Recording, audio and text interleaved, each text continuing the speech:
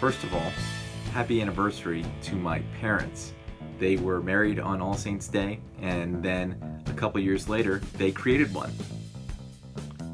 Second of all, since it is November 1st, I am considering doing No Shave November. The only problem with that is that I can't really grow out this portion of my mustache. Of course, everyone knows that there's a controversial figure who only grew out this portion of his mustache. That's right, Michael Jordan. And no one ever tried to replicate him. Okay, is that enough Woody banner? Can we do the playoff picks now? Okay, good.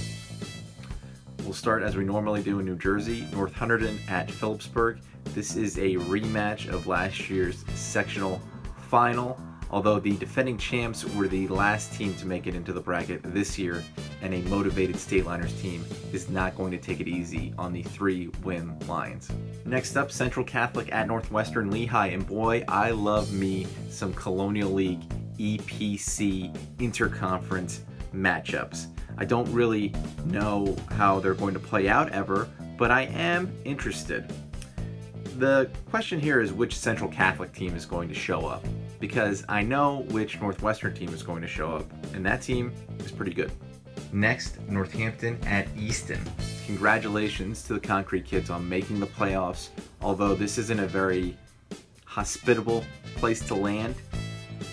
The gap between the kids and the EPC South Division still needs some closing.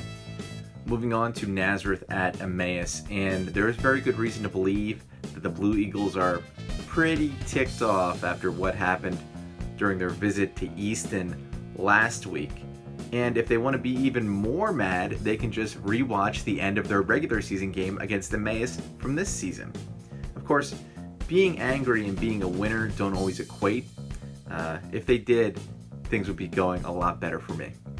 Last but not least, Liberty versus Freedom. Freedom turned the ball over on 5 consecutive second half possessions last week. That's like hard to do.